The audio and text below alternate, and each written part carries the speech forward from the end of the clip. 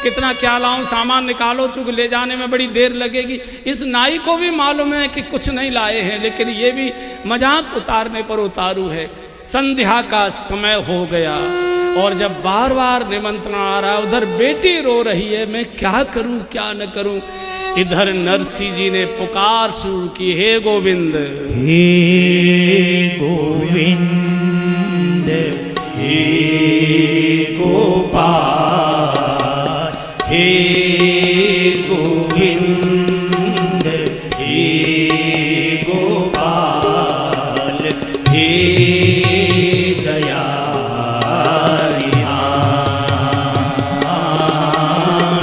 हे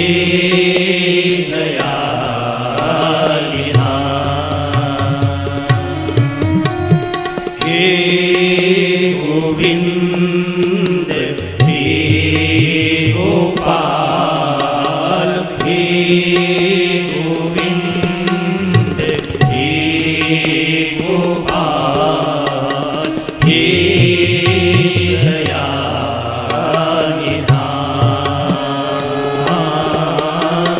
हे दयानिधान।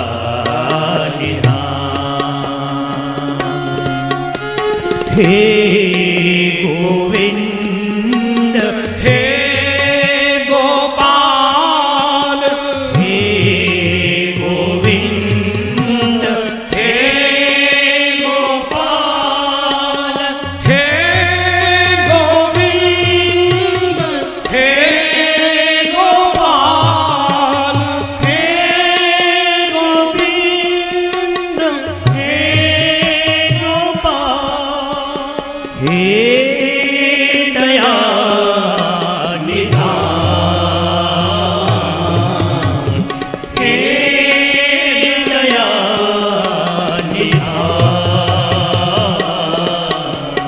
हे गोविंद, हे गोपाल, हे गोविंद, हे गोपाल, हे दयानिधान,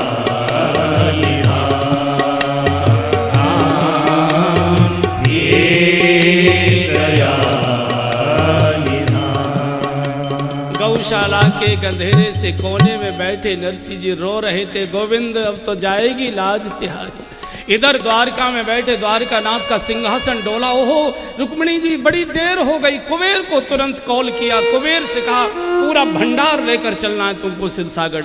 मुनीम का सा वेश बना रहे थे। लक्ष्मी जी ने, रुक्मिणी जी ने पूछा, ये अचानक क्या आपको लीला आ गई, कहाँ जा रहे हैं? अरे तुमको मालूम नहीं, नरसिंह की बेटी की का भात का समय है, उसका भात भरना है, सब लोग तैयार खड़े हैं चौक पर, सारे गांव के लोग खड़े हुए हैं, देर हो गई मुझे। आप भात भरने जा रहे हैं? हाँ। आप अकेले कैसे भरेंगे? बोले क्यों? बोले पुरुषों का को तो भात आप पहना दोगे, महिलाओं को कौन पहनाएगा? आप महिलाओं को तो नहीं पहना पाएंगे ना, महिलाओं को तो महिला ही पहनाती है, मैं भी साथ चलूंगी। रुक्मिणी जी स्वयं सेविका बनकर आई हैं और झनझनाता हुआ रथ जैसे ही सिरसागढ़ में आया है, आ गया सांवलिया सेठ का मुनीम। बार बार नाई को कहते थे, मुनीम आने वाला है, मुनीम आने वाला है, मुनीम आने वाला है। चलो महाराज, आ गए समधी जी के द्वार पर। भगवान द्वारकानाथ ने अपना पूरा जो भगवती वेश था वो छुपा रखा था, पीतंबर आदि, मुकुट पर पगड़ी वगड़ी बांधी, मुनीम जैसा वेश। बड़ी भारी भीड़, पूरा गांव उमड़ा आज इस भात का दर्शन करने के लिए।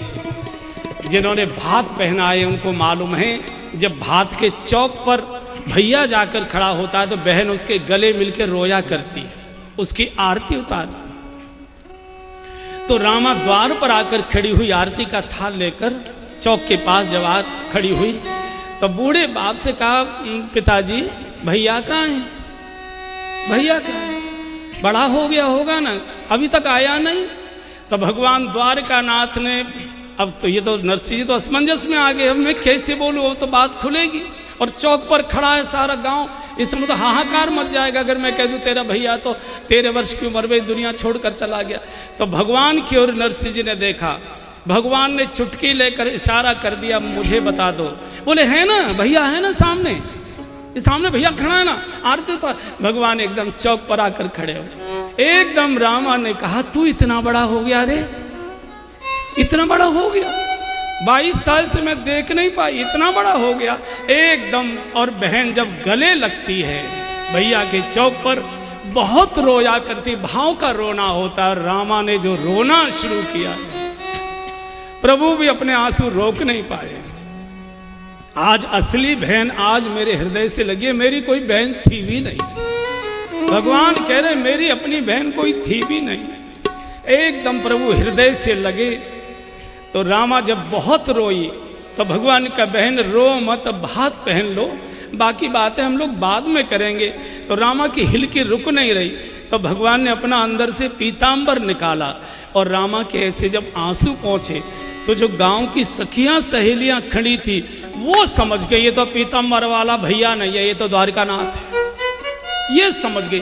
तुरंत एक सखी ने कहा रामा, अरे रामा जी आज कन्हैया घर में आ गए हैं। अरे रामा जी आज कन्हैया घर में आए हैं। इनते बंसी ने कलियो बजबार, मोरी बहनारी आज कन्हैया घर में आए हैं। इनसे बंसी ने कली जो बजबार, मेरी बहनारी आज कन्हैया घर में आए हैं। या के कानन कुंडल सोहते हैं, इनके कानन कुंडल साजते हैं। या के अधर मुरलिया राजते हैं, या के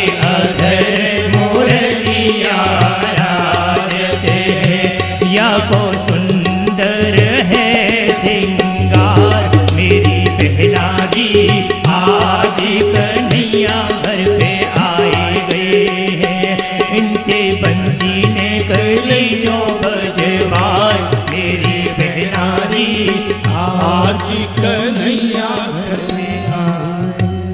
महिलाओं को पहचान बहुत ज्यादा होती, कुछ पुछ हो गई है। द्वारकानाथ आकर खड़े, भैया नहीं है इसका, ये तो जगत का बाप आया हुआ। तो बात खुल न जाए तो भगवान ने कहा नरसिंह को, सेठ जी वो भात की पत्रिका तो आप लाए हो गए, मेले से गमछे में ऐसी बंधी हुई थी, गांव के लोग पहले बांध लेते थे ना, खोली तो इतनी तय हुई थी उसमें से कुछ पढ़ने में आ नहीं रहा था।